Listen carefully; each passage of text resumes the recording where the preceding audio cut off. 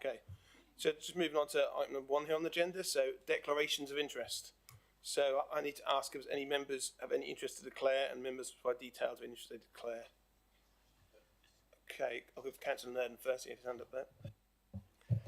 Thank you, Chairman. Just to, in relation to item number 9, I am the ward member for the Marshes ward, which includes Reedham, and you will be looking at the adoption of the Reedham neighbourhood plan. Thank you. Thank you very much. Councillor Vincent, next. Thank you, Chairman. It's in respect of item 10 on the agenda. I have a non-pecuniary interest in respect of Broadland Growth Limited. Norse Group is a wholly owned company of Norfolk County Council, and in my role as a county councillor, I am its nominated member shareholder representative on the group board.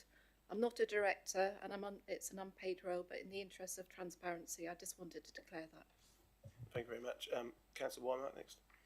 Thank you, Chairman. It's item 9, Reedham Neighbourhood Plan. I'm actually on the planning committee at the Broad Authority, and I would have agreed for that to go through at that point. So just so you're aware. Okay, thank you. Thank you very much. Councillor Holland. Yes, just to declare that I am a director of Broadland Living and also Broadland Growth. Thank you very much. Councillor Hartley.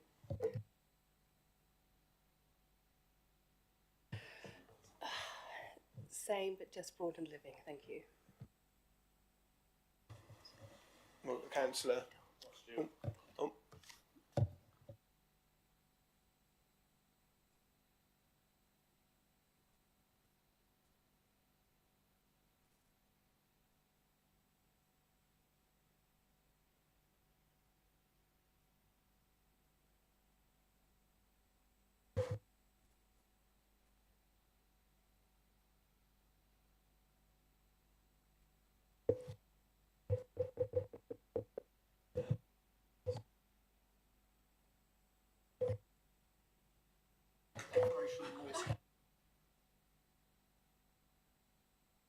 So I think what. Yeah.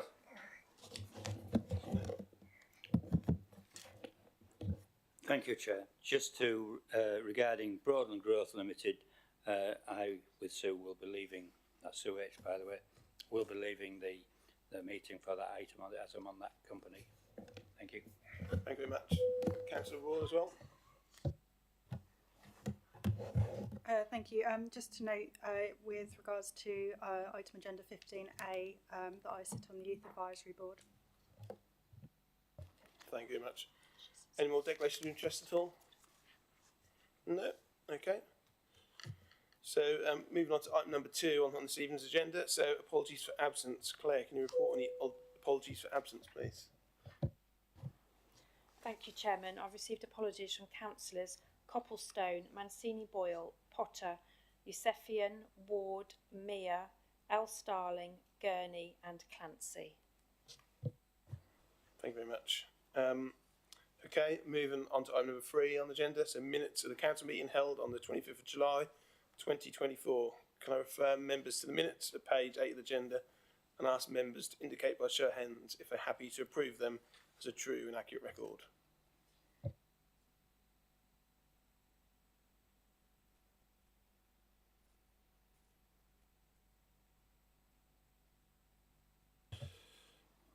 I'd like to ask members if there are any matters arising from those minutes at all they want to bring to the council's attention. No? Okay, great.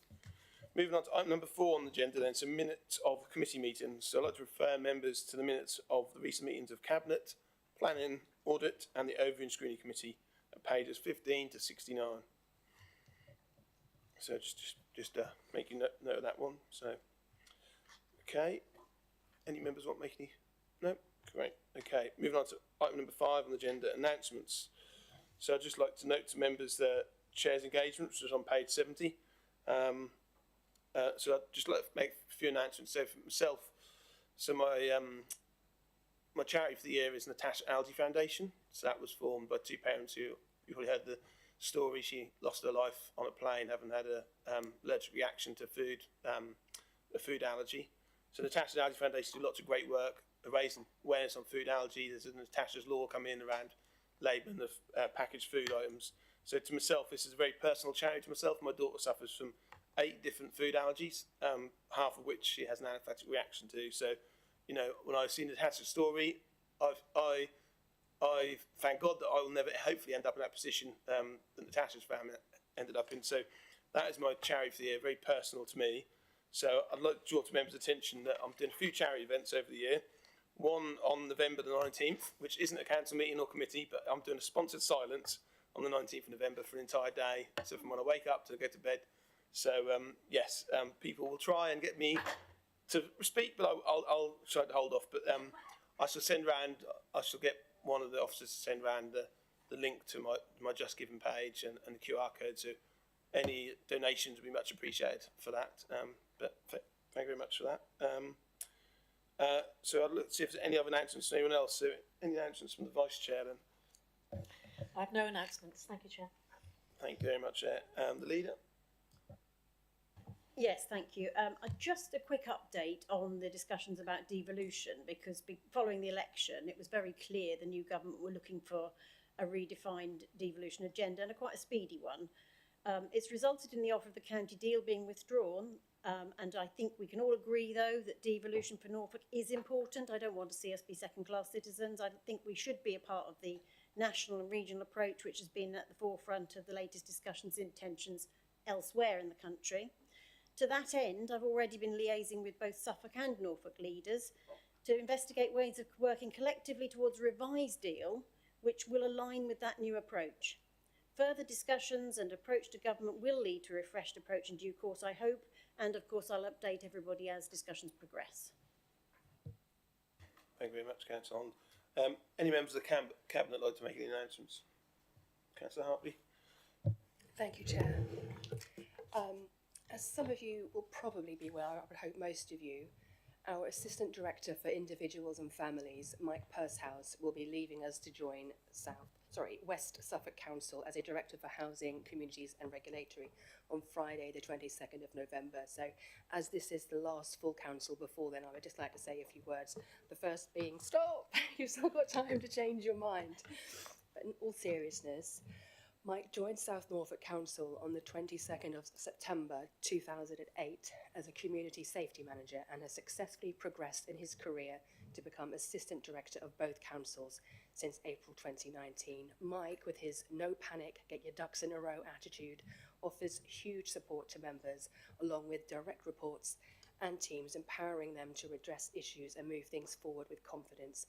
Mike's main passion, apart from cups of tea, farming and pigs, has been our residents, and they are at the heart of everything he does.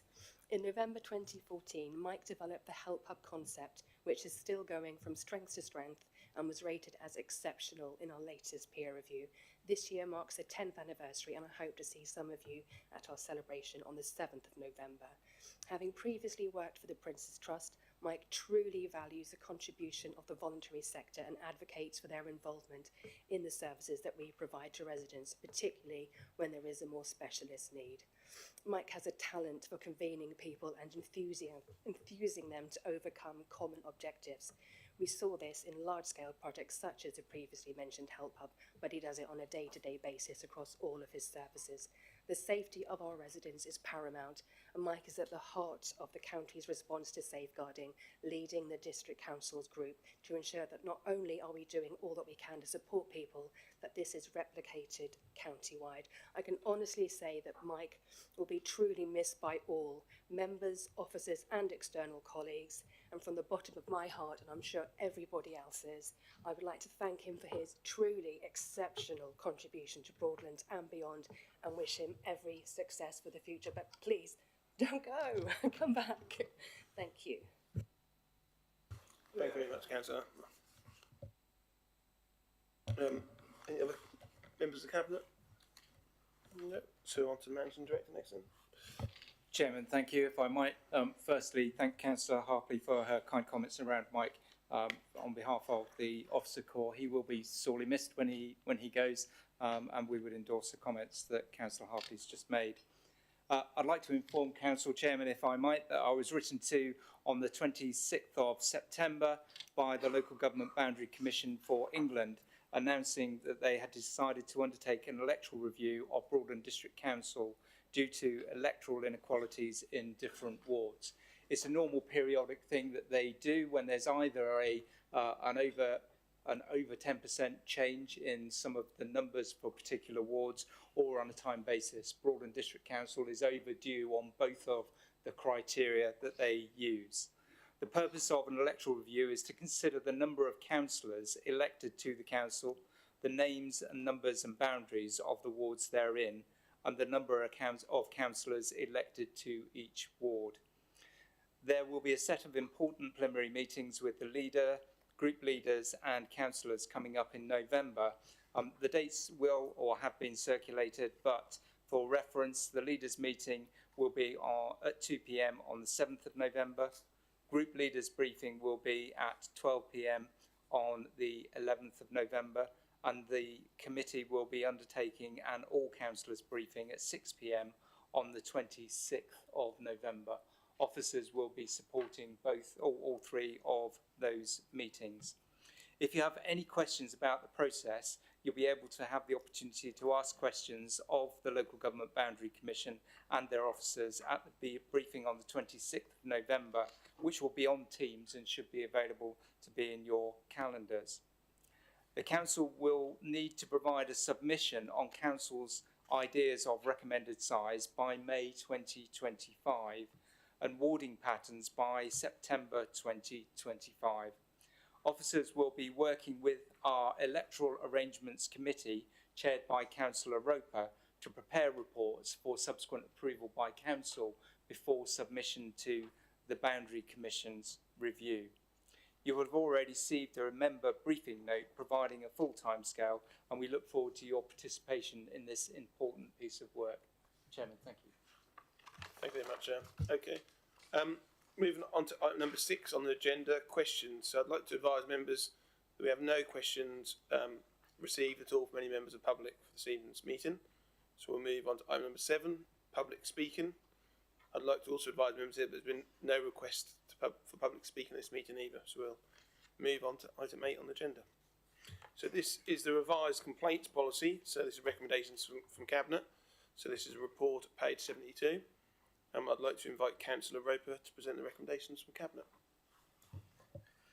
Thank you, Chair. I'm very pleased to recommend this revised complaints policy for Broadland District Council to Council. You'll have seen it's gone through all of the necessary committee stages so far. It's gone through overview and scrutiny, has also gone through the relevant panel. I think it is an important tidying up of our complaints process. And I think one area which I'd particularly raise is that it does shorten the length of time for stage 1 complaints. We always aim to resolve complaints at as early a stage as possible. And as you'll see from page 74, 75 in your papers, that stage 1 is reduced from 15 working days to 10 working days. And I think that was good news for residents. With that short introduction, very happy to commend this new policy to Council. Thank you very much. Do we have a seconder for this? Councillor Holland, thank you very much. Any comments from any members? Anyone wish to make any comments? No? Okay. So, Councillor Roper, do you want to respond to the debate? Nothing further to add, Chair. Thank you very much. So I'd like to refer members to the recommendations at page 71 and invite a show of hands, please. Show of hands. In favour then. Show of hands in favour. There you guys. Yeah. Carries. Yeah. Unanimous. Yeah. Yeah. Okay. Moving on to item number 9 on the agenda. So this is adoption of the Reedham Neighbourhood Plan. So I'd like to invite Councillor Beadle to present the report, please.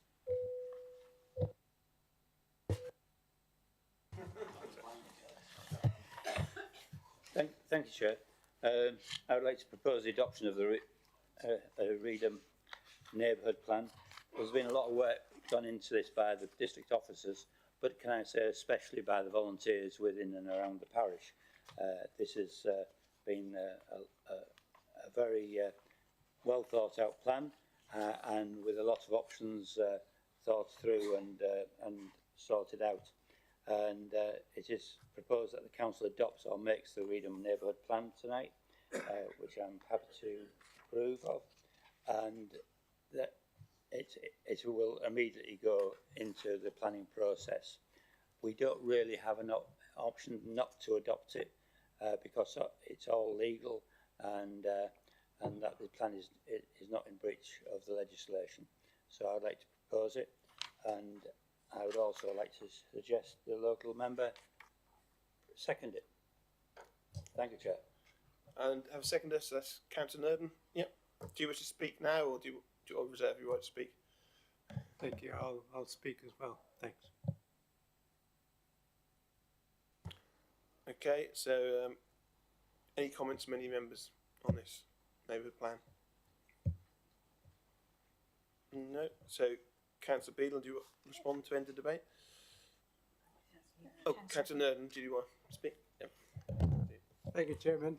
Yeah, the Reedham community have worked very hard over many years to arrive at this final product.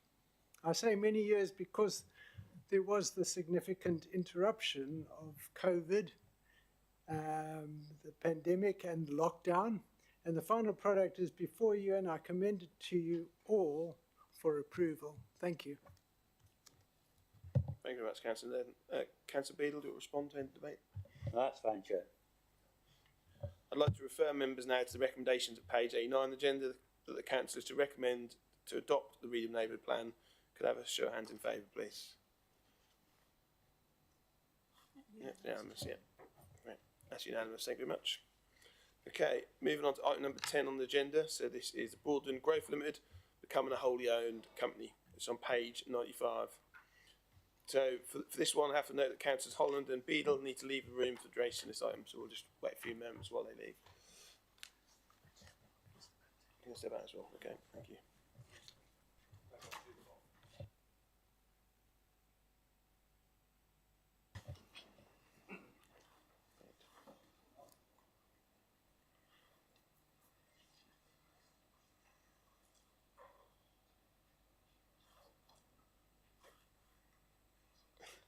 Slowest doors ever. So yeah. So I'd like to know if Councillor Riley is going to present the report, please. And I hit the right button. Amazing. Yeah, thank you, Chair. I think members are aware that I'm the shareholder rep representing us as a shareholder in Broadland Growth. Hence, that's why I'm moving this report. Broadland Growth Limited is a joint venture company which was set up before many of the members who are newly elected in this last term were with us. And basically, Norse are withdrawing want to withdraw from that joint venture. This isn't just within Broadland, this is across all their joint venture operations. They've taken a strategic position to do so for their own financial reasons. We don't see this as a negative within Broadland Growth. We now see it as an opportunity to be a fully owned council company, which means, of course, any development we will do, we then reap more profit from that development. Previously, profits were shared in relation to that, including risk. However, as I said, Norse have made an absolute decision to withdraw. So, in summary, 2014, we formed the joint venture company with Norse, and then we established that, issued 20,000 shares at £1 each, split equally between Norse and the council. Norse will receive 10,000 for their shares, £10,000, and 50% of the retained profit upon exiting. The important point about this is accounts are currently in the process of being drawn up to establish the exact amount of retained profit in the company at that date, but Norse will be entitled to their 50%, whatever that is. We are also looking to move forward as a company in due course with a business plan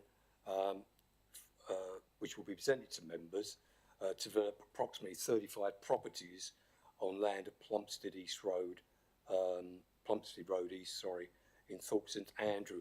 I'll just have to add to that it's provided that we can find the capital to do so, and we can put together a financial business plan. We've already spent some time on this, but it will be dependent upon availability of capital within Broadland, and as we know, there is not much headroom in terms of the existing capital programme that was established by the previous administration.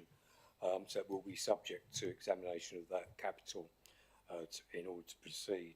It's something that I know all councils would want to do, but just to say, if we did proceed, then this would now be solely on our own, and any profits would be retained solely by Broadland. So the recommendation is council agrees to become the sole shareholder of Broadland Growth Limited for the company's buyback of the shares owned by Norse Group Holdings Limited. The share price will comprise of aggregate of the face value of the shares and 50% of the retained profit attributed to Norse Group Holdings. I so move, Chair.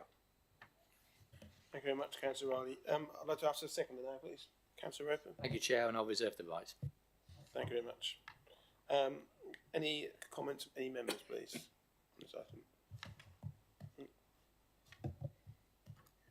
Thank you, Chairman.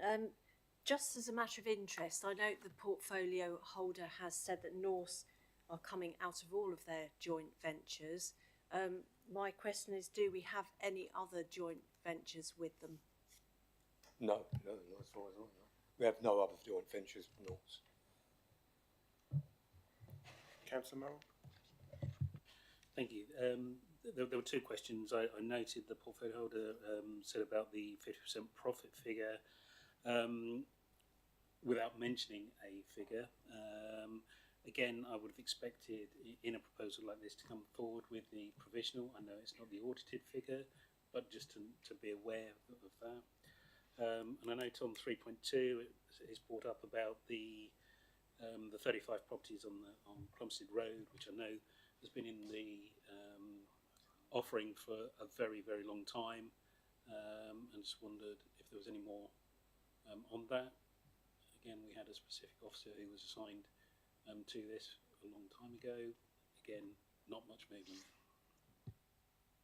Yeah, I mean, as you know, under the previous administration, the plan was to develop properties.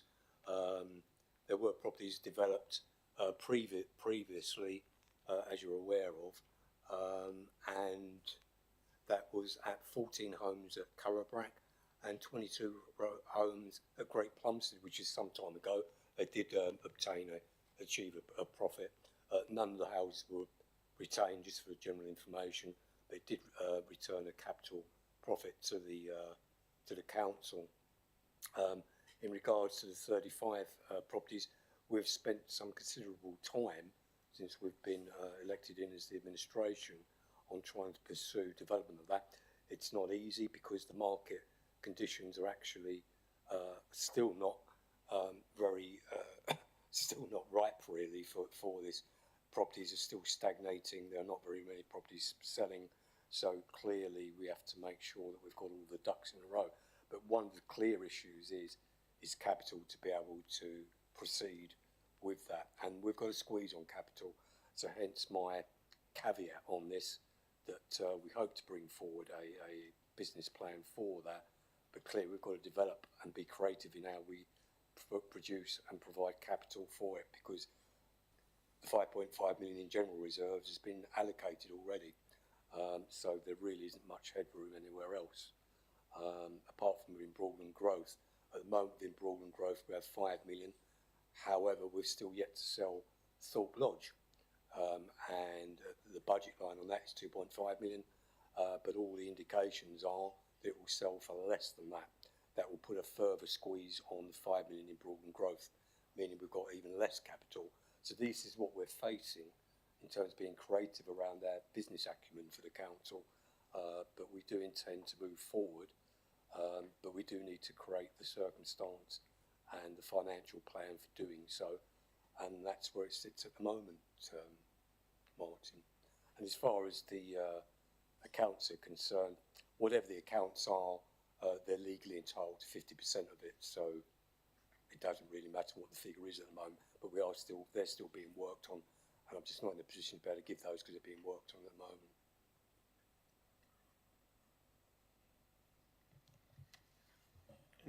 Any more comments on that item? No. Okay. So, yeah. Thank you, Chair. Just in terms of seconding the proposal, you'll see in 4.1 on page 97 the three options essentially which are in front of the council with the withdrawal of Norse. Either the proposal which is on the table and up for debate today to find a new partner or company closure.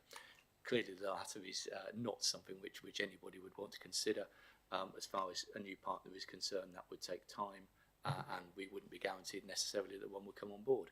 What we have here in front of us is a very practical proposal, which hopefully will be to the benefit of this council in the longer term once we get further developments with Broadland Growth Limited. So I will commend it to council. Thank you very much. Councillor Riley, would you like to respond to end the debate, please? Well, I'll respond to Martin. I don't think there was anybody else debated. There's no other discourses I can remember, but no, just commend this forward. We actually have got very limited options. This is the most cost-effective and efficient option for us.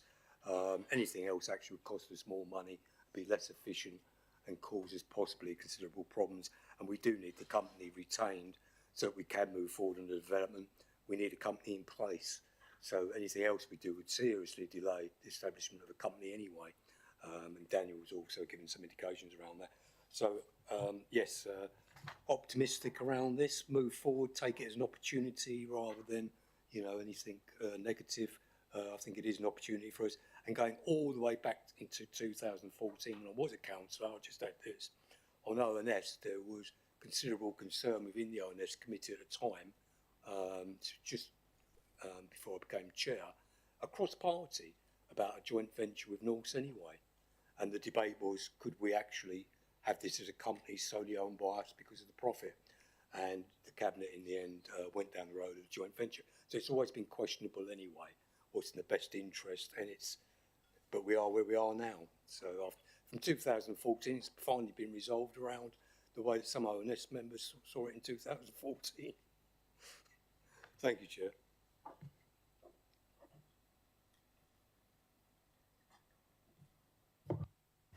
Thank you very much, Councillor Riley. So I'd like to now refer members to the recommendations at page 97 of the agenda. So the recommendation is that the council becomes the sole shareholder of Broadland Growth Limited from the company's buyback of the shares owned by Norse Group Holdings Limited. The share price will comprise the aggregate of the face value of the shares and the 50% of the retained profits attributed to Norse Group Holdings Limited. So I'd like to invite members to show of hands to those in favour. I think it's unanimous. It's unanimous. That's unanimous. Thank you very much. Thank you, everybody. Okay. I just need to get everyone. I'm just going to get everyone back in, so we're back to full numbers. Was it cold out there? Well, they're not outside; they're indoors. So.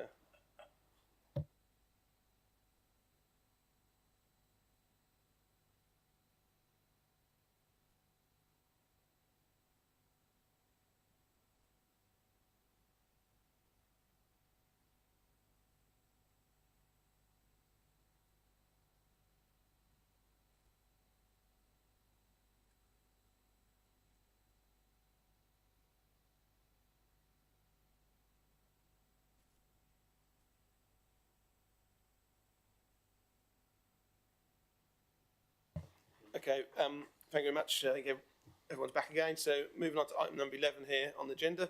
It's the annual report of the Audit Committee 2023 to 2024. So in the absence of the Chairman, Tony Yousafan, I'd like to invite the Vice Chair, Councillor Nerdon, to present a report at page 98. Left to you. Thank you, Chairman. I have, on behalf of Councillor Yousafan, the pleasure of presenting this report. It has the unique distinction of the year that we're looking at having no cancelled meetings and never having a meeting that was in quorum during the year. So I'd like to take you to page 101, second paragraph of item number 3.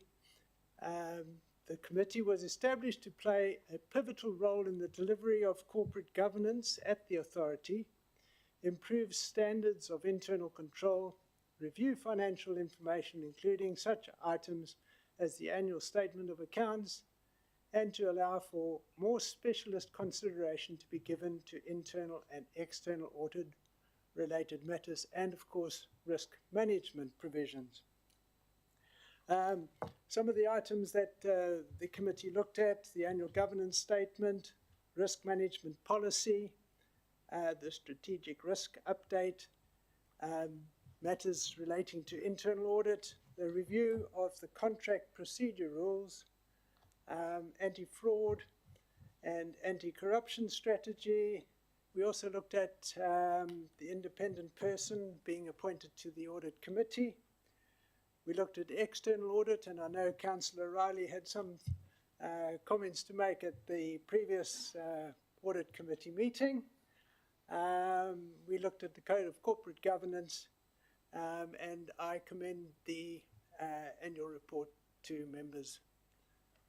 Thank you. Thank you very much, Councillor Nurden. Can I ask for a seconder then, please?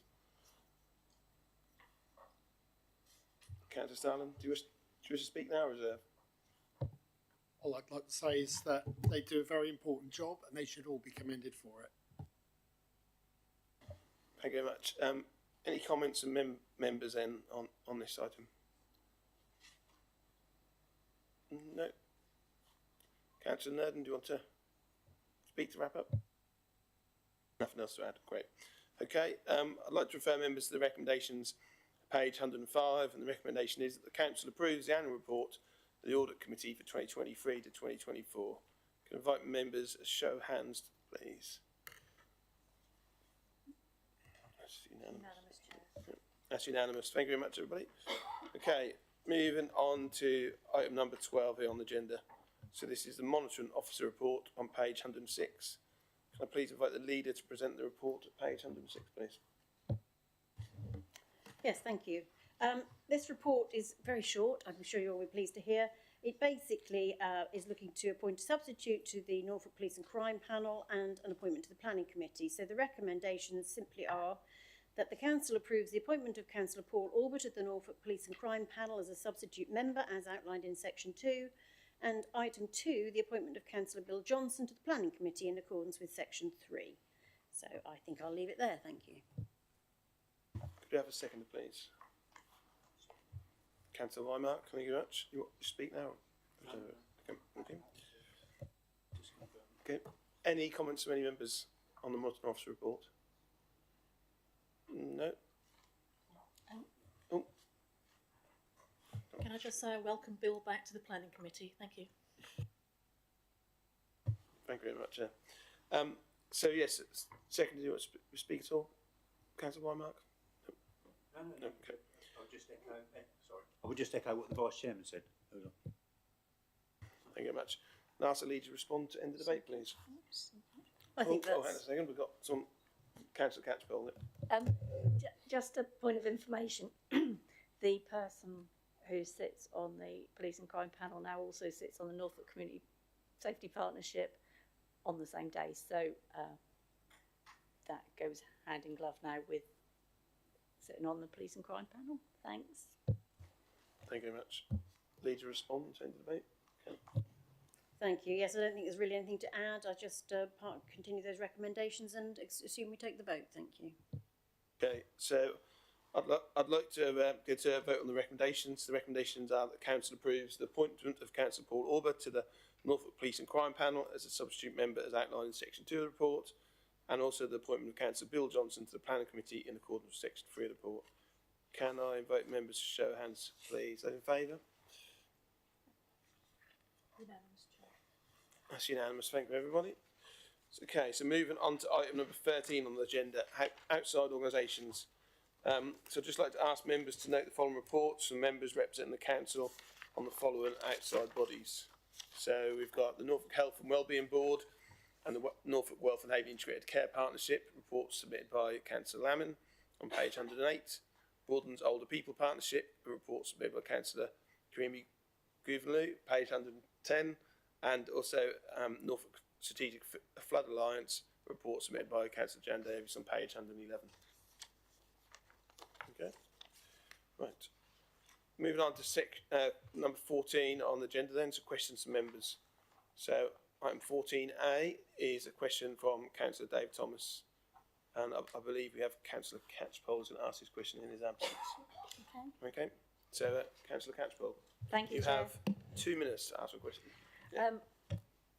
With cuts and impacts of removal of the winter fuel allowance for many, cuts to the minimum income guarantee and potential reduction or removal of the household support fund, do we anticipate an additional demand on the Help Hub from Broadland residents, and what are we doing to help others get on pension credit?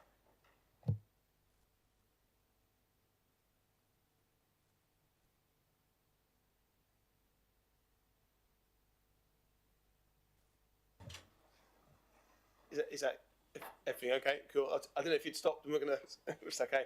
Okay, so can I invite Councillor Hartley in to respond then, please? You have 5 minutes, Councillor Hartley. Thank you, Chair. I'm not sure whether I should address my response to Sue or Dave. I'll say both of you. So, first of all, thank you for the question, which is actually quite fortuitously timed considering the motion that we've got later on. Obviously, I am concerned about our residents' welfare and financial stability, and it's something I do keep a close eye on. With every policy change and budget announcement, I speak to the officer team and have always been impressed with how proactive they are, such as using the community engagement van, KEVAN, to reach people and raise awareness. So I'm very confident that we are doing all we possibly can and maintaining a preventative approach as much as possible. But to give a fuller picture, I did ask the relevant officers for some stats and further information. So the winter fuel allowance changes have been announced, and we are waiting to see if the autumn statement provides any more clarity about who may receive this payment. This payment is means tested, and the most vulnerable will be protected. In Broadland, the most likely cohort negatively affected will be owner-occupiers, excuse me, who are asset-rich but cash-poor. The minimum income guarantee helps provide support for people needing care.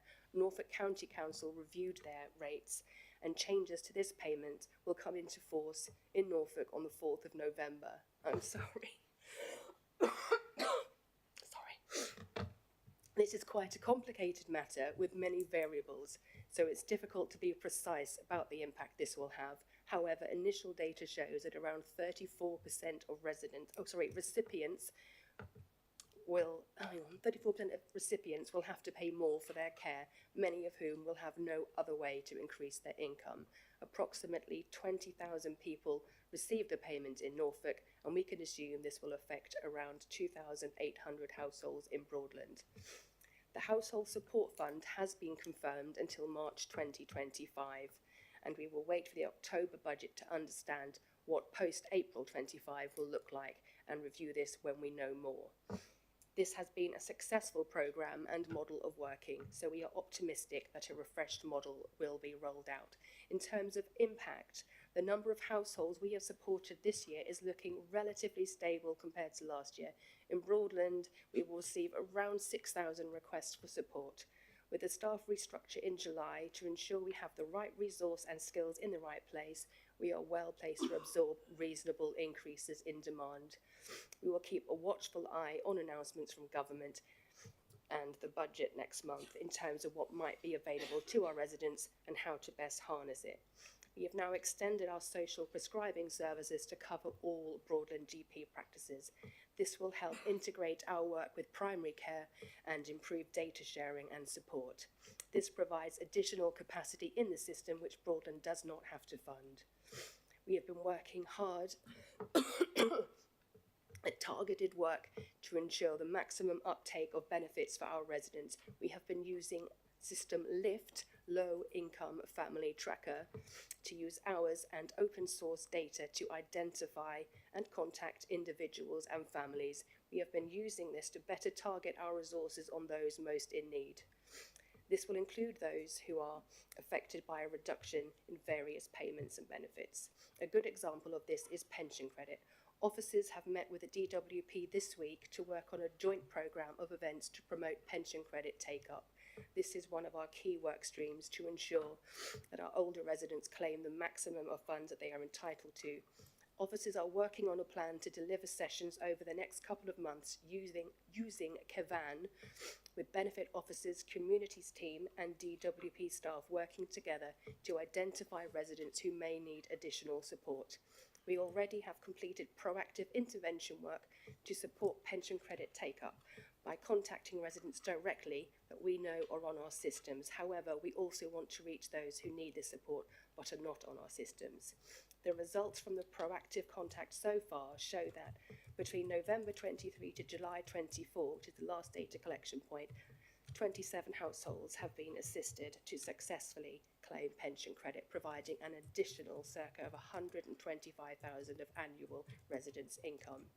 Since the announcement of the changes to winter fuel payments, we have changed the priority of this work, and in August, our financial wellbeing coordinator has been contacting all customers who are identified as potentially entitled to pension credit through the Lift platform to make sure they claim for this on time to receive their winter fuel payments.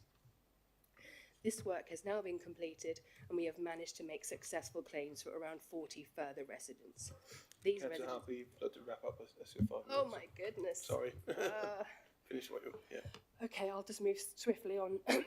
It should be noted that entitlement to pension credit also provides customers with further financial assistance, such as broadband assistance, free TV licences, help for the Warm Homes discount scheme, prescriptions, dental treatment. We have in place a rapid growth of in-house temporary accommodation, which is serving us well, both in terms of suitable housing solutions for those most in need and the financial resilience of dealing with homelessness pressures.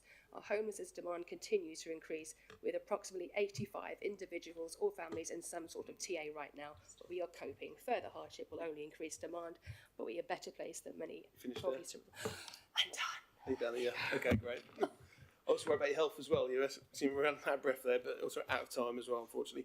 So I'd like to go back to Councillor Catchwell to see if she has any supplementary questions to the questions you just asked.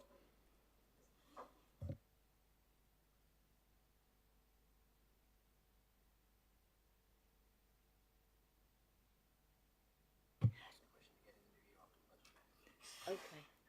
Sorry, thank you, Chair. We just wonder if we could have a copy of the response, and perhaps we might need to raise this again after the budget statement, the autumn budget statement. Thank you. Yeah, thank you very much for making note of that. Okay, thank you. Now, Councillor Hartley, would you like to respond? You have 2 minutes. I think I've said quite enough. I'm not sure my voice will hold out much longer, but I'm very happy to update accordingly once we have more information about the autumn statement, and happy to. This much was missing from what I was supposed to read out. Thank you. Thank you very much, Councillor Hartley.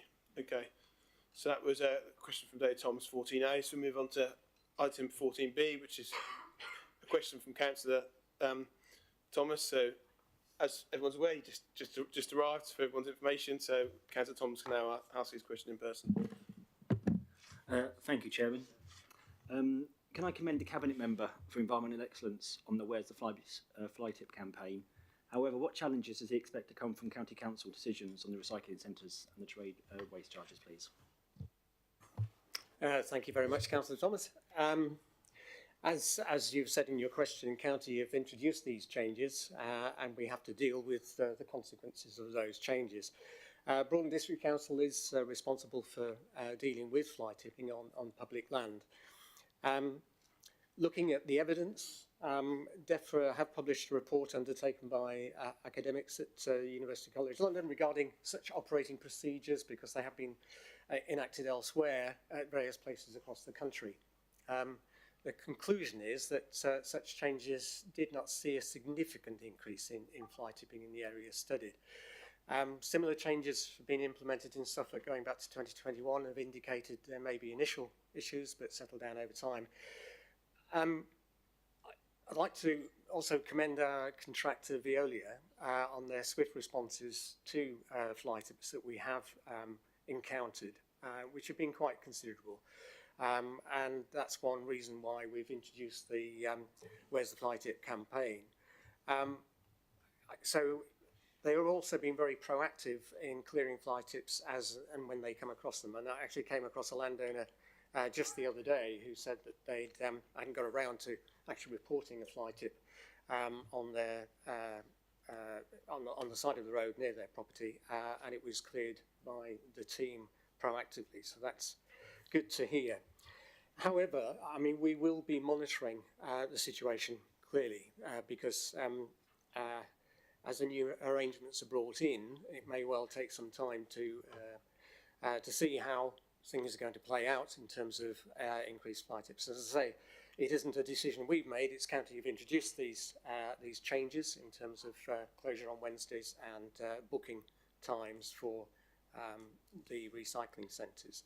But having launched our WTF Where's the Fly Tip reporting on Facebook, it's been utilised, provides the public with an ideal tool to easily report incidents of fly tipping. So we'd certainly urge members and members of the public to report fly tipping incidents as soon as possible.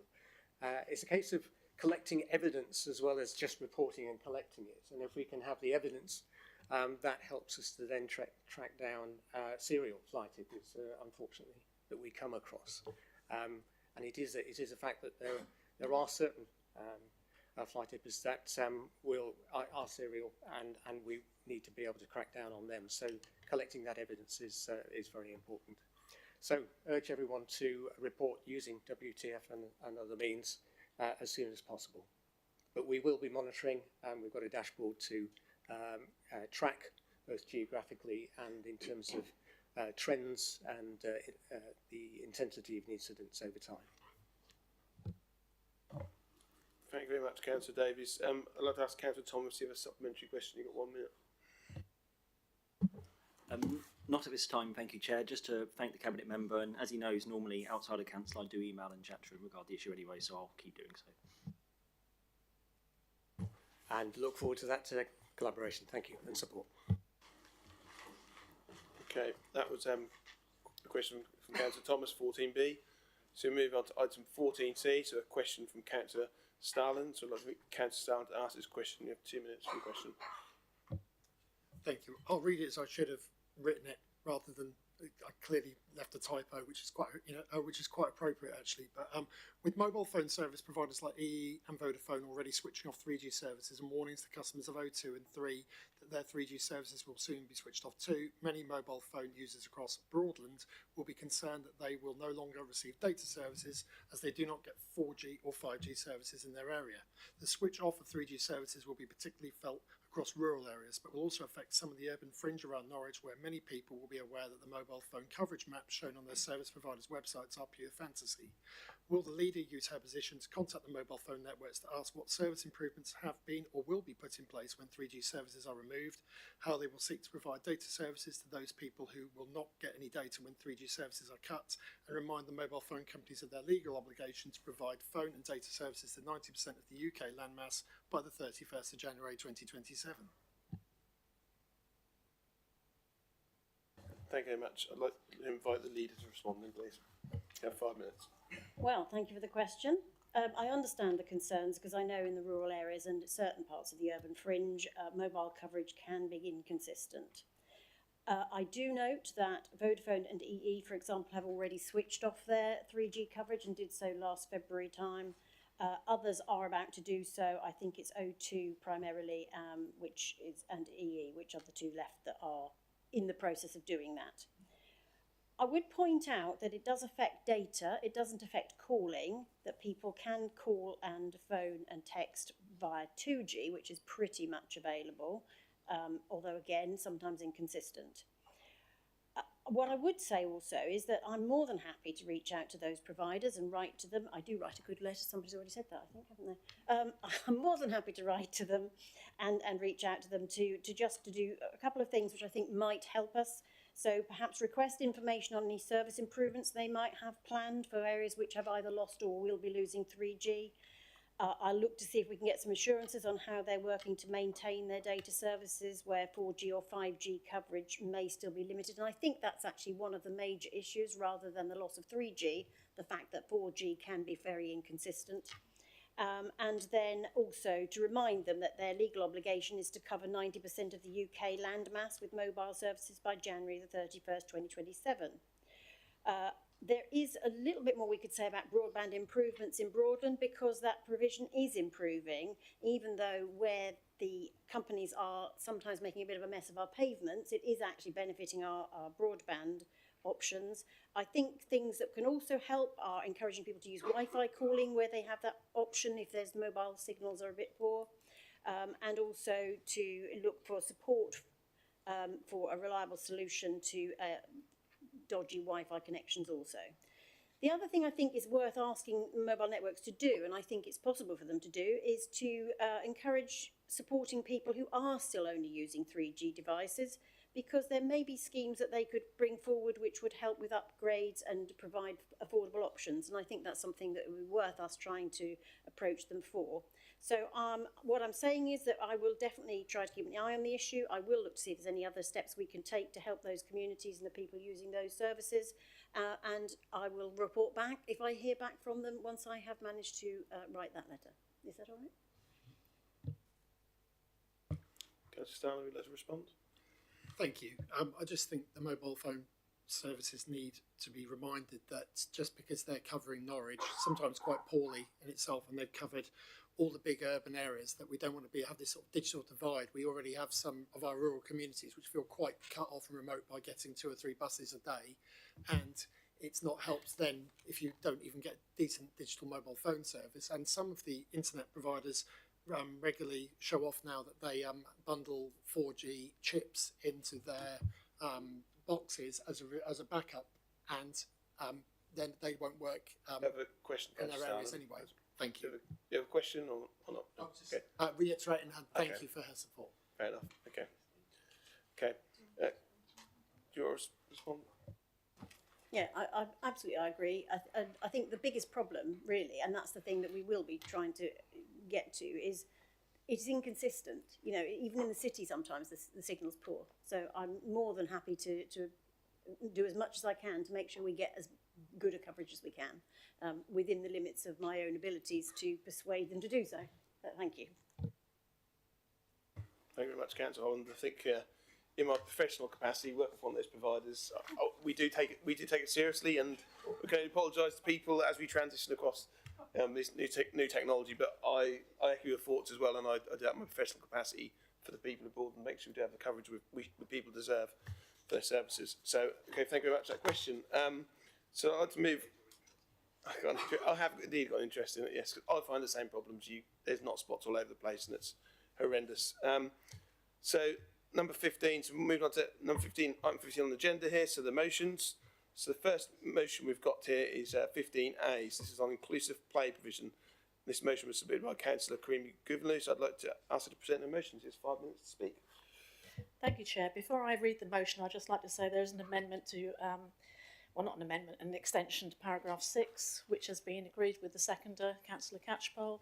You should all have a copy in front of you. On the 10th of September 24, a paper was put before overview and scrutiny entitled Supporting Young People in Our District. We heard from a large delegation from the Youth Advisory Board on issues affecting young people and about their campaign entitled Everyone Has the Right to Play, which I have personally supported for a long time. Play is central to the development of every child, but not everybody truly understands the fundamental and crucial importance of play, especially to those who have SEND or mobility issues. Through play, children can learn about the world and themselves. It is a social event and encourages investigation, learning skills to interact with their peers, and confidence and independence. It is key to social cohesion. The Youth Advisory Board have been active in talking to various councils, organisations and forums to ask them to adopt and think about the design of play areas to make them more accessible and inclusive. Within the next 12 months, they will be lobbying government to amend the National Planning Policy Framework to include inclusive play provision and introduce play sufficiency legislation in England. It already exists in Wales and Scotland.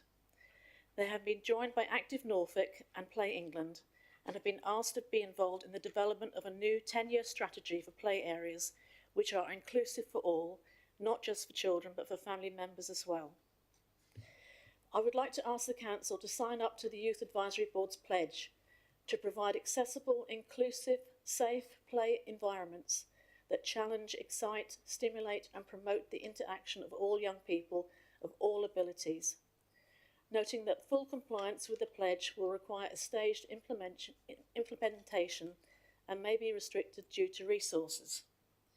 We all have a part to play to promote awareness and to use our influence to encourage and promote inclusivity in our play areas within Broadland.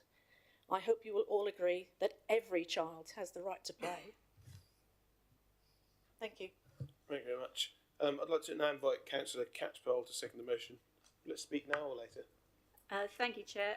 I'll just be brief and say I've been fortunate enough to be involved with a grant application for the recreation ground in Aylsham this summer, and heard the Youth Advisory Board when they came along to the pavilion there at Aylsham.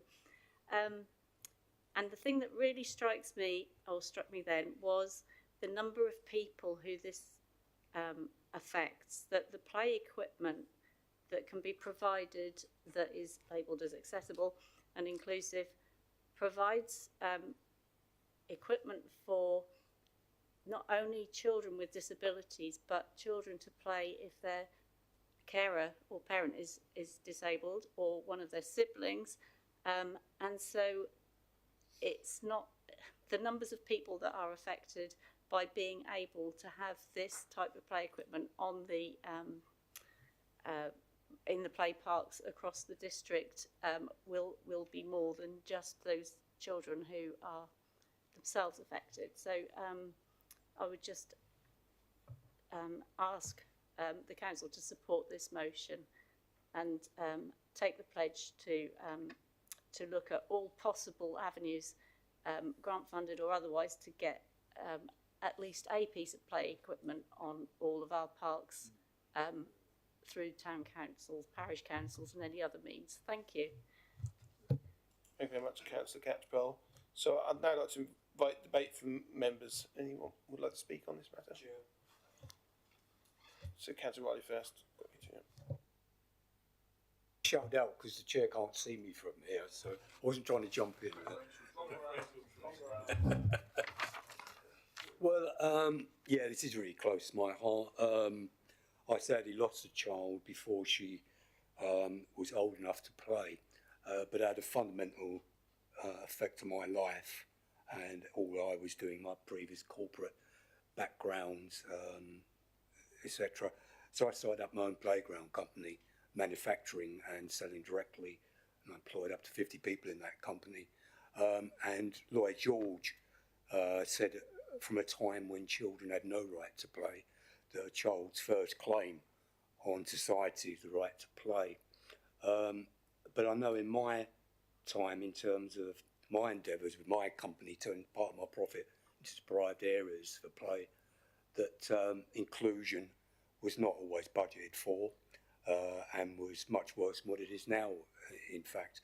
But it's also about parents, because disabled parents have an issue, and I've really realised that quite recently. If you're in a wheelchair and you're trying to take an able child as a disabled parent into some of the play areas, you can't actually do it.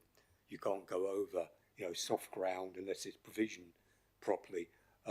So the industry does provide for it. It's not regulated, but I think it's high time that we did lobby government in the appropriate way that's been suggested in this resolution. In terms of pledge from our own council, I'd very much like to support the pledge. Clearly it's got to be affordable, but I'm sure we can work out the maths and the finances over a period of time to phase in around this issue. So fully support the motion, Chair. Thank you very much, Councillor Riley. With Councillor Eden next. Yeah.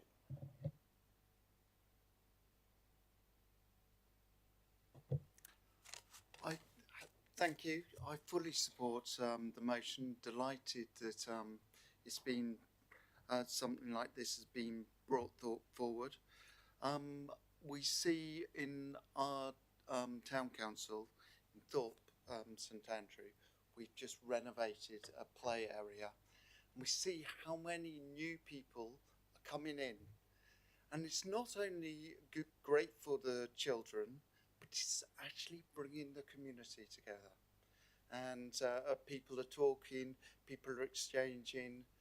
And so I think there are so many benefits to this. And I would like every area to have a play area. And also another good thing we've done in the Thorpe area is in Dussendale we've got it for slightly older children as well, so that sometimes it's, for instance, for my daughter, she stopped playing at playgrounds at the age of 6, but now her 10-year-olds are coming back. So I fully support it, and let's have fully inclusive areas as well can be accessed for older children. Thank you. Thank you very much, Councillor Eden. Councillor Wymark, please. Thank you, Chairman.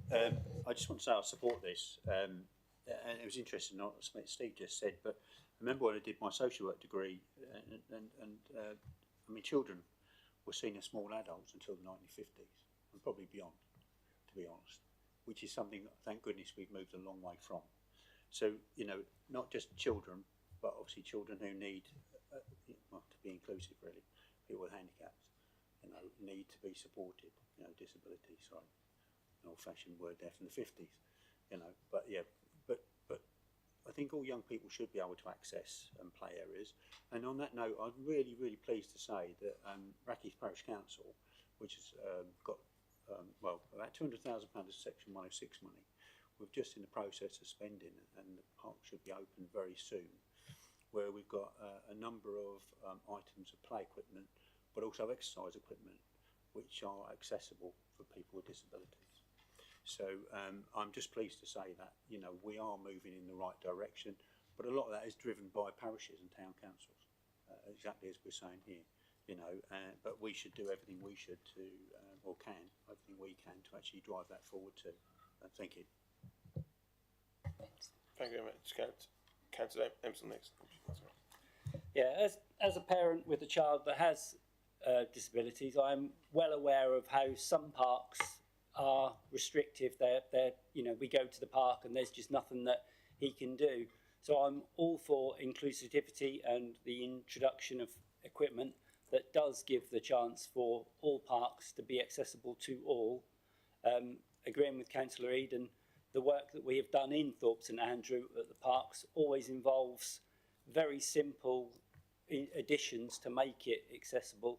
And one of the easiest things to think about is that roundabouts that used to be sort of a step up are now all on the flat. So you just have the wheelchair access, you have the access for all children just to walk onto them, as opposed to have to step up or climb up, which is what my boy sort of struggles with. You know, he can do lots of the things as long as there's just a little bit of thought involved in that. And I'm really pleased to see that parks are changing, and for us to support this as councillors is a very positive thing. Thank you very much, Councillor Empson. Councillor Vincent next. Thank you, Chairman. I'm very supportive of the Youth Advisory Board's campaign that everyone has a right to play. I'll fully endorse the comments that have already been said by my colleagues this evening, and very happy to support this motion. Thank you very much, Councillor Vincent. Councillor Holland?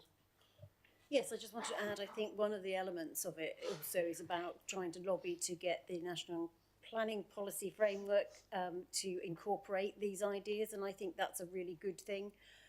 And of course it would affect us as a council, and it would also help us as a council to be able to ensure that anything that comes forward new also has those elements attached to any play area. So I'm very happy to see that this sort of thing is being taken forward. Councillor Royal. Yeah, thank you. Just want to say, obviously, I sit on the Youth Advisory Board, and the meetings that I attend, I just want to say the passion that the young commissioners have for change is phenomenal, and I'm really pleased that this motion has come forward, and I'm pleased to hear the support that's going around the room for it. It's something that I fully support, and I know that it will change the lives of so many young people in the district. Thank you. Thank you very much for that one. I think to add some of these comments, I'd just like to say for any councillors involved at parish or town level, please reach out to Youth Advisory Board to review and provide design criteria or feedback, because I think they're the people we're building these facilities for. So let's involve them in what we build. Don't just take a business's view on the right inclusive equipment to use. Speak to the local people, young people in the area who'll use it. So engage with them as well, please. Okay, so I'd like to go on to Councillor Creamy Grivenley to respond to finish that off. Thank you, Chair. I'm really pleased to have the support of councillors. And if anyone wants to come and see Taverham's new play area, you're very welcome to come down and see what equipment we put in there. Thank you. Thank you very much. So I'd like to now ask members to vote in favour of the motion then, please. Those in favour? Unanimous, Chair. That's unanimous. Thank you very much. So I can announce that motion was carried. Thank you very much. Thank you very much on behalf of the young people in Broadland as well. So thank you very much on that one. Okay, moving on to item 15B in the agenda. So this is protecting our most vulnerable residents from fuel poverty. This is a motion submitted by Councillor Wymark on page 113. Councillor Wymark, would you like to present your motion? You've got 5 minutes to speak. Thank you, Chairman. And just to say that Councillor Clancy has COVID, so Councillor Murrell will be seconding it. Okay, thank you. I just wanted to, I know we're all aware, it's not as if it's a secret, really, that the government, in trying to save money, has decided to take away the winter fuel payment. Now in Broadland, there's nearly 31,000 pensioners. As a rural area, and that's obviously in the motion here, it's likely to be, and I mean Councillor Hartley actually alluded to it earlier, that people who are asset rich, but they're poor in as much as they're living on their pensions. They live in a great big house, and so they've not actually got the money to run their house potentially, and they'll also be living in older, less efficient properties across rural areas. That's the case. When Labour were in opposition, they were absolutely opposed to this, and predicted that taking away the winter fuel payment could lead to 4,000 extra unnecessary deaths. So there are over 30,000 excess winter deaths each year, and Public Health England report this increases by 1.5% for every degree the temperature falls below 18 degrees. Well, that's going to happen in the next few weeks, let alone over a long winter. Everyone, not just older residents, deserves to live in a warm, safe house. And this policy, as I use the words of Sharon Graham from Unite, picks the pockets of pensioners. This is the union saying this. And Mick Lynch from the RMT said this was a brutal change and a historic mistake. And I believe that is the case. I don't actually think it will save the money that the government seem to suggest it will. I really don't think it will. So I would urge all councillors to support this resolution, to condemn this proposal to remove the winter fuel payment, and write to the Secretary of State. As I say, I think Angela Rayner, covering local government, is the right person to write to, and she can lobby the Chancellor, hopefully before the impending budget. But I do think it's something we really need to take seriously. We pride ourselves in this council about community at heart. Now, this is absolutely something which tears at the heart of our community and could really affect most vulnerable people that we are here to represent. It's all very well writing out, and at the moment we're writing out letters, or the government is writing out letters to people. I know that because I saw one yesterday. But it came through and it said that if you were on qualifying benefits between the 16th and 22nd of September, bearing in mind that it actually came to my house. It was addressed to my house, but I opened it up incorrectly because it was addressed to someone who's never lived in my house as far as I'm concerned. So there's a question there. But anyway, regardless, it only literally landed on the doormat yesterday, and it was talking about if you were on these credits between the 16th and 22nd of September, then you would still get your winter fuel payment. well, hang on a minute. If you're only just applying, like we were saying, you know, the Help Hub is helping people already, as it's Age UK and Citizen Advice, to actually apply for pension credits, etc. Well, they've missed the boat. They're not potentially going to get it this winter. Well, that's what this letter says. That's absolutely what the letter says. I can assure you that's what the letter says. And I think that's a real shame. As I said, you know, Age UK and Citizen Advice have lobbied, so I'm coming to you, thank you, have lobbied to reverse this, and I think we must too. So I think this is basically about supporting the most vulnerable people in our area in Broadland, as I say. So I shall end it there. Thank you, Chairman. And I think I would hope that we can all support this. So thank you. Thank you very much, Chair. So I'd like to invite Councillor Murrell to second the motion then, please. Do I speak now or reserve for later? I'll reserve for later. Okay, thank you. So now let's start with debate for members. So just remind members that you've got 3 minutes each to speak. So any, well, if you're not, raise.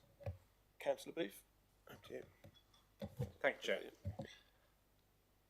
Actually, before I start what I'm going to say, I have got that letter, all right?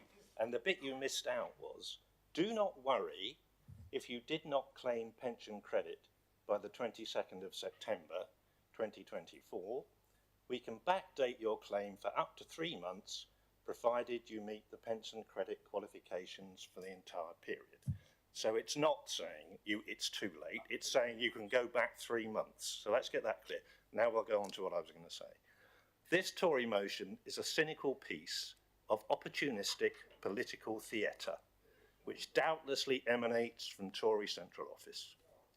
Where were these sudden champions of pensioners when the last government took away free television licences from the over 75s by removing the grant to the BBC in 2020? There were 4.5 million households affected, and only those on pension credit were not.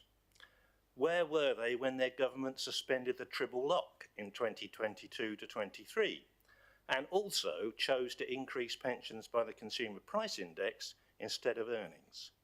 Put together, these have cost all pensioners about £1,550 a year under the Tories, and the national insurance tax cuts, the election bribes which the country could not afford, did not help pensioners at all, since they don't pay national insurance. Where were they when their government sent infected patients back to care homes, causing many, many thousands of access deaths? I would tell you where they were. Nowhere. They were silent.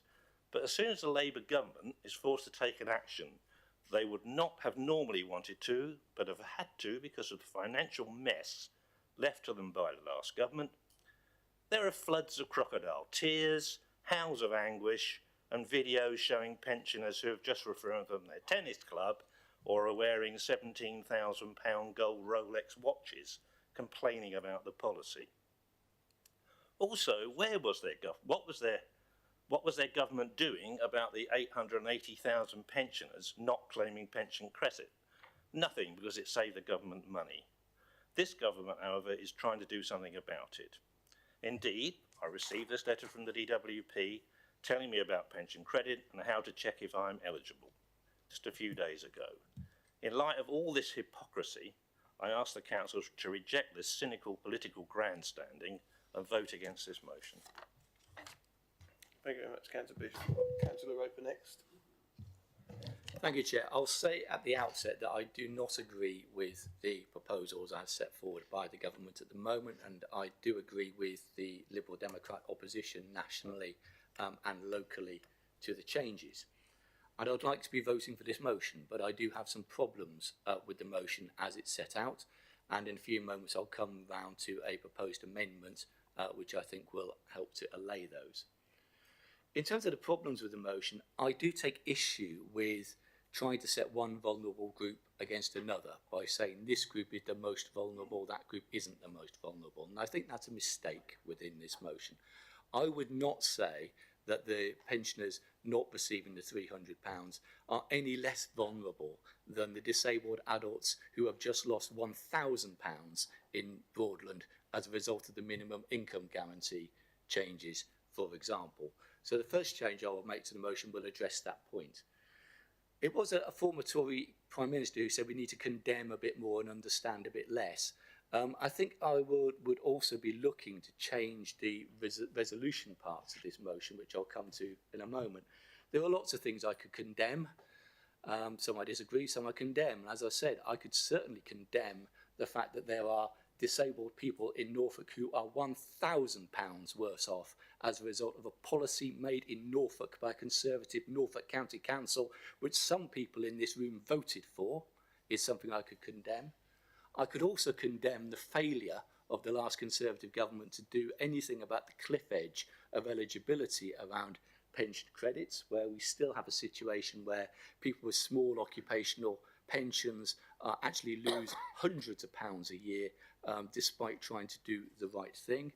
And I would also condemn the Conservative members of Norfolk County Council who voted down a motion about fuel poverty in January, which would have meant that Norfolk had a fuel poverty strategy and was actually developing routes for people to refer themselves for help. So I'd condemn that as well. But moving on to the amendment. The amendment is fairly straightforward. It's two parts. In paragraph 1, we just delete the words our most. Instead of saying our most vulnerable people, we are saying vulnerable people. We are not setting one group against the other, against any others. Secondly, with regards to the final part of the motion, Council resolves. I'm not sure Angela Rayner is the right person to be writing to about this. I think it should be the Chancellor of the Exchequer. I would delete both of the bullet points that have been in the original motion, and I would replace them with the following words. And this might be recognisable to Councillor Weimark. Instead, the Council resolves to write to the Chancellor of the Exchequer, urging a review of the decision to means test the winter fuel payment and asking government to ensure that vulnerable pensioners, particularly those who do not claim pension credit, are protected from fuel poverty. I said that should be recognisable to Councillor Weimark because it is exactly the same wording as was in the motion passed by Norfolk County Council with the support of the Conservative, Green and Liberal Democrat members. I will email that through to the officers so they have that. Just to repeat it, that the Council resolves, so we're deleting 1 and 2 from the second part of the motion. Instead, Council resolves to write to the Chancellor of the Exchequer, urging a review of the decision to means test the winter fuel payment and asking government to ensure that vulnerable pensioners, particularly those who do not claim pension credit, are protected from fuel poverty. I think that change will align us well with the County Council approach and will also iron out some of the problems in the original motion. So I will move that amendment, please. Thank you. We've got an amendment there, so we've got to check. Do we have a written copy of that amendment we can share? Or... the officers. Okay. Do you want me to read that amendment through to members so they understand the thought? Do you want... Is that okay? I was going to read through the amendment so you know what's in there. Yeah? Well, you got it there, have you? Or... What's that? Got a second there for amendment. Okay. You were going to email it, Councillor Ropers? Do you want?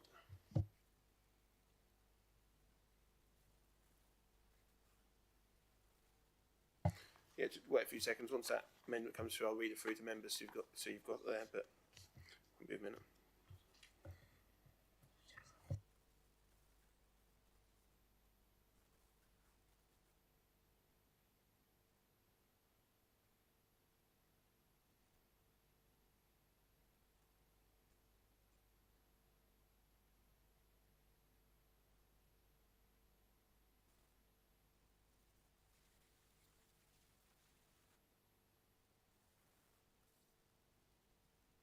It should be flashing onto all councillors' iPads as we speak.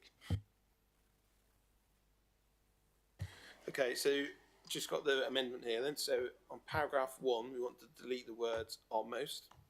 So I think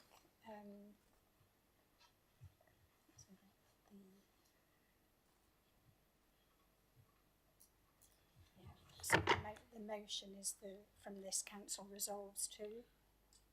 Yes, I'm sorry, I didn't say that. It deletes numbers 1 and 2 under the council resolves to on the original motion and replace it with this alternative wording. So items sections 1 and 2 on that. No. So zoom in on that.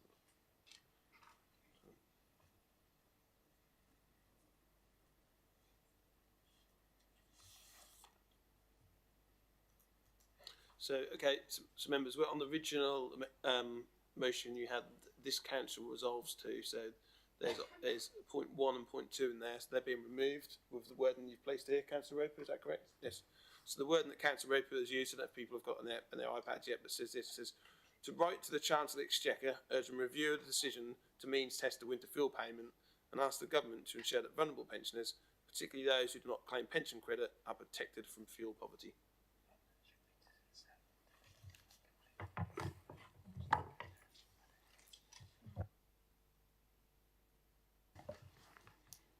But that would completely negate the motion, so you can amend or delete from the motion, but that's putting a completely new motion forward. No, it's deleting some words and it's adding some different words. So you're deleting all section 1 and 2 and replacing it with an alternative section. Yeah. It negates the motion. So it's negating the motion as it stands. Well, I think what here, so the motion is obviously the condemning of the policy. Another motion is to write to the Secretary of State for Housing, so housing communities. So I think what the amendment is proposing is not to do the item 1, but for item 2 to write to the Chancellor of the Exchequer instead of the State of Housing Communities. I think, as a point of order, Chair, if I was saying that we congratulate the council, the government, that would be negating the motion, wouldn't it, rather than condemning? What I'm doing here, though, is just deleting that section and offering some alternative motion. So I would submit it does not negate the original motion. Chairman, if I could support the monitoring officer in terms of, I would be very much of the view that this negates the original motion. The purpose of the original motion, as written, is to condemn. By deleting those words, you have negated the motion.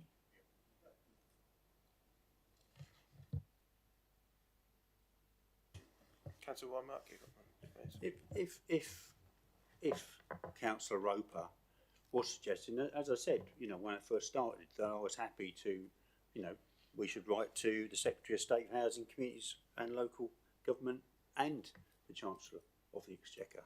If he was suggesting that we add that to urge a review to the second point, and I think we could probably agree to that. I don't see it as divisive. Adding our most. I think that's being pedantic, really, and very semantic, really. But anyway, but I think if the second point of the resolution was to add writing to the Chancellor of Exchequer, etc., I think we could possibly support it. But not to, as you say, it would negate the motion as suggested. I would agree with the governance officer and the managing director, and I think that would be a real shame if this council completely goes down that route. So I think that's I would suggest that as a better alternative.